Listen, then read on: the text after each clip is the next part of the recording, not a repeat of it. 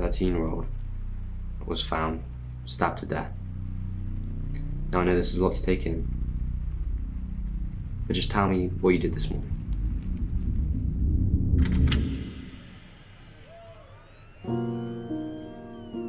Crampton. High population, but there's never enough space.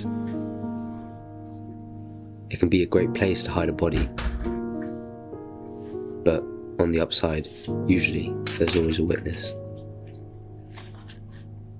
The type of people that live here allow me to keep busy. It's weird to think that murderers are the reason I have an income.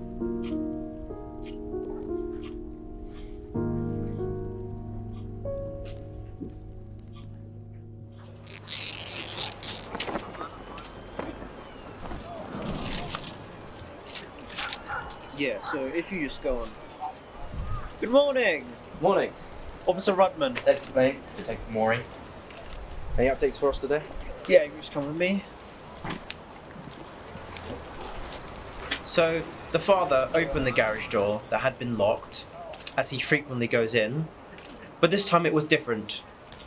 This time he found his 13-year-old son, the victim, Freddie Cromwell, dead on the floor with several stab wounds around his neck. We believe the attack was from behind. How did the father seem? Genuine. Was the mother there? The mother's not around anymore. I mean, the fact that the body was only concealed through a locked door, we're dealing with someone of fairly low intelligence. Maybe someone younger. Who was the last one to see him alive? So the only other person that was here was Alan Richmond, his friend. He was here because he was home alone as his father was at work. The only thing we do know is that Alan was here either present during the attack or he was here before the attack took place. Who picked Alan up from the house? Alan's father. This footprint here, do we know anything? It's a size 11, the same as Freddie's father. Check through his dad's shoes to see if there's a pattern that matches the print. Any news on the murder weapon? No, it wasn't found on the scene at all. I'm thinking we talk to Alan's father, get some more information about him, and then we talk to Alan himself. Really? You think a 13-year-old boy could have done this? We're just following things up, okay? You find more leads and we talk to them, and more forensics will be useful. Yeah? Alright, sounds good. Thank you.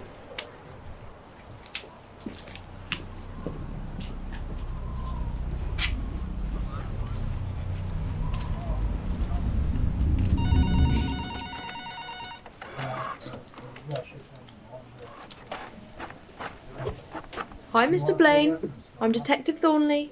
Been assigned to the case.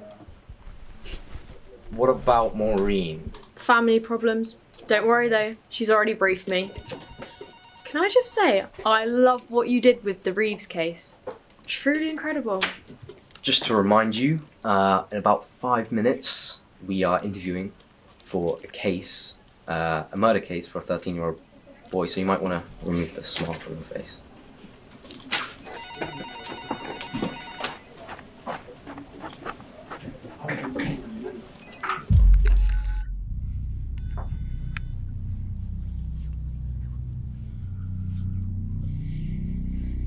Did you see Freddie when you picked him up? No, I was in the car outside, so I only saw Alan come out the front door. Just so we get a timescale, where were you when your son was at Freddie's? I was having coffee. Coffee? Well, then I went to the field by the airport. I like to walk there sometimes. It's quite isolated. I like to listen to the planes fly overhead. Your son, Alan. Describe him for me. Alan, well, he's a really good kid. He's our only son. Well, I mean, sometimes he is a little different to the other kids. What do you mean by that? Well, he's not different, but people treat him like he is. By people, do you mean his peers? I don't understand why you're asking so much about Alan. He hasn't done anything wrong, I promise. Mr. Richmond, what size feet are you? Size 11. Why?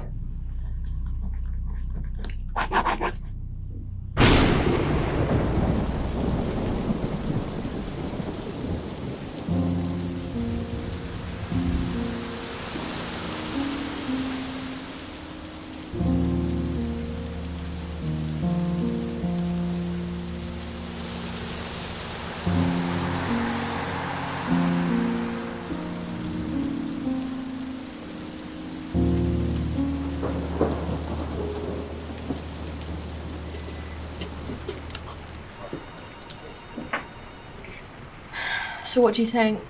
A lot of people have size 11 feet. But his alibi wasn't strong. Nothing that could produce witnesses. He does seem very protective of Alan. I don't know if he's just denying his son's culpability to make himself feel less guilty for raising a murderer. Well, we'll talk to Alan. Bring him and his mother in for an interview. Definitely not bring Daniel. He can make things complicated. Would I be able to rush out after the interview? Why? This is a pretty important case. Well, it's just there's this venue I need to look at for the wedding. Oh yeah, go ahead. Yeah, for sure. Congratulations. Thank you.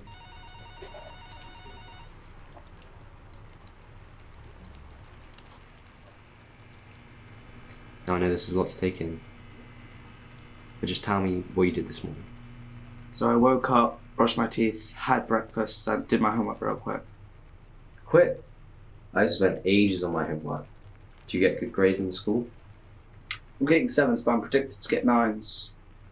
Wow. Clever kid. Did you study with Freddie Cromwell? Well, we go to the same school. We've been friends since year 3, but he's a couple sets lower than me. I'm top set. Wow. Top set. I mean, it's kind of obvious with those grades. After you did your homework, did you plan to meet up with Freddie? Yes, sir. What was the reason for the meetup? I told him just to hang out in his garage. Why the garage?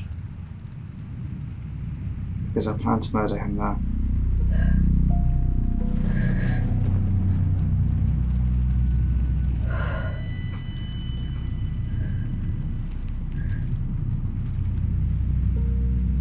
No! No! Please, Miss Richmond. Is there a reason as to why? No, sir. How did you plan the murder, Freddie? I knew his house was free and his garage was isolated. I told him we should maybe go in there and record some funny videos. So you both headed to the garage. Correct. I told him I had a surprise for him and he should close his eyes and turn the other way. Did he do that? Fred listens to me all the time. Is that why you chose him? Yes, he was the easiest. So when he turned around, I started stabbing him.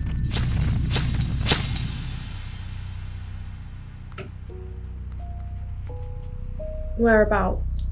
Here, on the neck. I kept on going until I knew he was dead. What next? I changed my clothes, went to the garage, and locked him in. Did you bring a bag with the clothes in? Yes, and I bring latex gloves as from fingerprint evidence. Is that where we'll find the knife you used? No, Where will we find it then? I don't know. How would you not know? I left it at the crime scene. My dad bought it for me. It's my favourite knife. Well, how come you left it then? I forgot it. That wasn't a part of the plan. When did you plan this? Last week.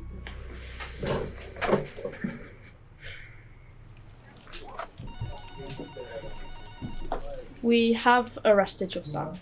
What? He's just a kid. This is Tyrone. He'll help you navigate from here. Thank you.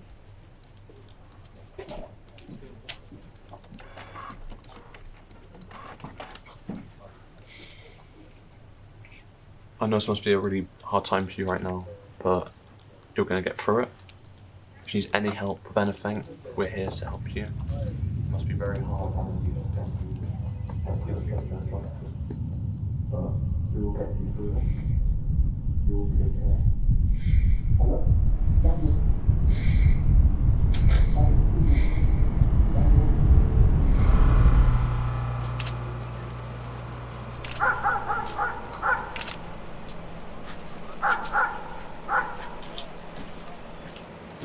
Hi.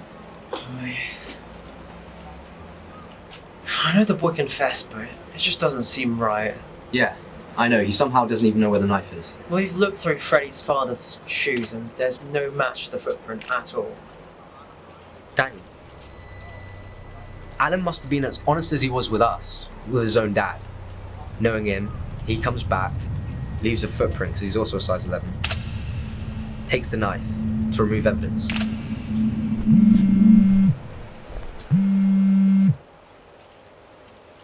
Hello? Thornley? Hello? You free my son, and she lives. Daniel, is that you? Do you hear me? You know I can't do that. That's not how this works. You can make it work. But he isn't normal. He's always been a little violent to the other kids, but this isn't him, I promise. I know. And I know this isn't you. You're just trying to protect your son, like anyone else would. I didn't raise him like this. I didn't cause this. I understand. Just tell me where you are. No, bring me my son. You're at the field by the airport.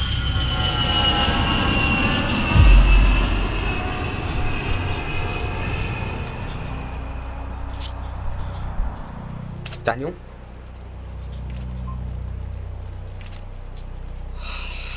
Come on, we need to go.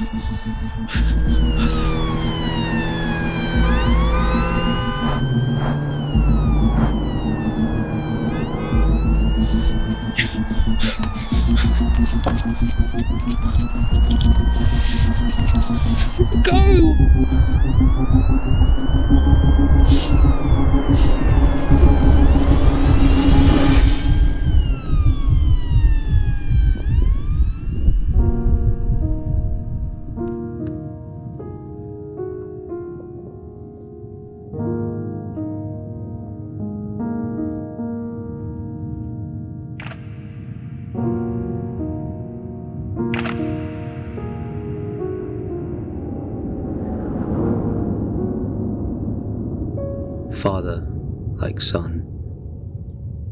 We later found Alan's diary. There it had a list of his favourite serial killers, as well as a list of people he wanted to kill.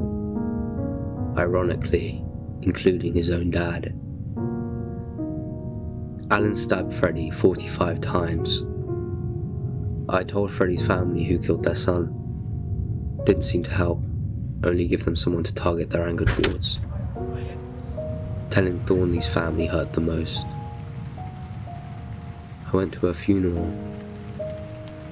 instead of her wedding. It should have been me.